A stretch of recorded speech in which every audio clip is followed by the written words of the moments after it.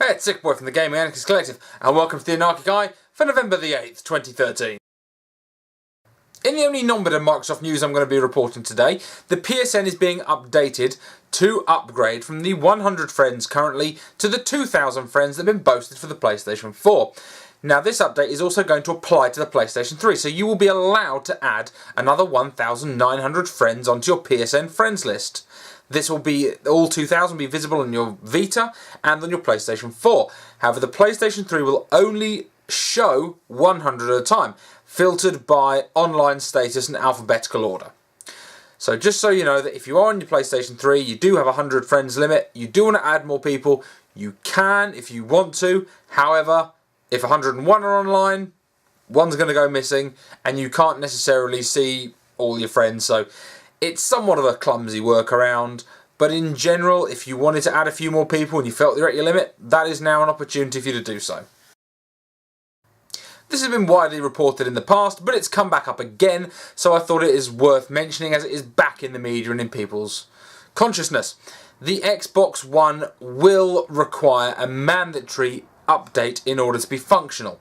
Now, it goes all the way back to the DRM issue, and this is not an optional upgrade, it's a mandatory install. So, although I've mentioned it a long time in the past, a few people mentioned it on my Twitter timeline, and it popped up and about, so I thought I'd just take the opportunity to mention that Xbox One users, it is a mandatory install. As with the PlayStation 3, as happened with the Wii U, mandatory firmware update, which is in order to remove the DRM that was previously built on in the system.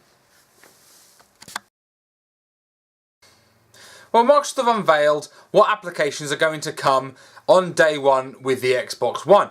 Somewhat bafflingly, for people in the UK, the BBC iPlayer is not available, which I think is mental. But something that's worth noting, now there's already been tell of achievements with these apps, which is absolutely insane. However, there will also be a challenge section that is going to be included with apps. So they're going to try and use this method to encourage you to utilise the Xbox One, to use the apps through that, presumably for ad revenue, to get people to play adverts, clearly. Amazon Prime, previously Love Film, have definitely got challenges to say, you must watch 10 titles before the end of the year to complete this challenge. Which, I think that whole thing, frankly, is a shoddy practice. I'm not really one who enjoys trophy collecting anyway. I always preferred unlocking things by completing a game, doing certain challenges, being able to do certain things.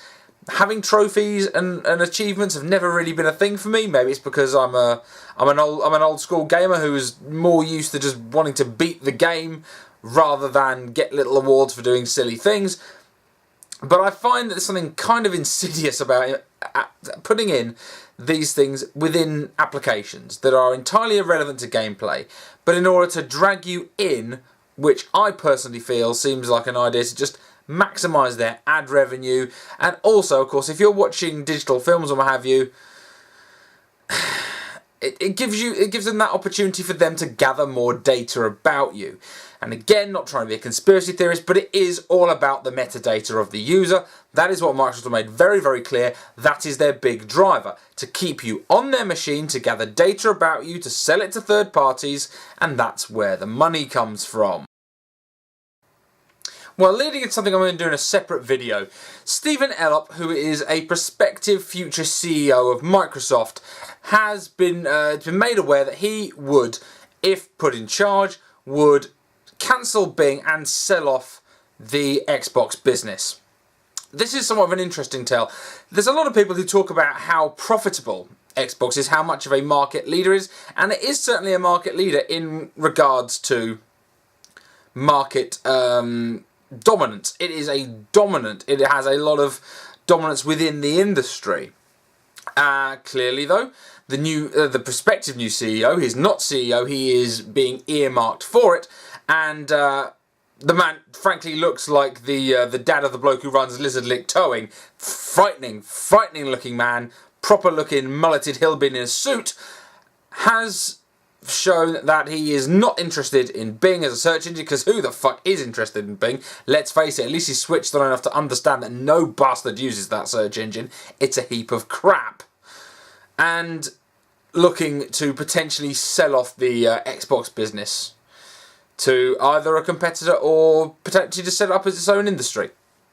Who knows, but I will be doing another video after this to go into it in some more detail as to why that may be the case. Anyway, thanks a lot for watching. You've been looking at the 2020 vision of the Anarchic Eye. Catch you guys later.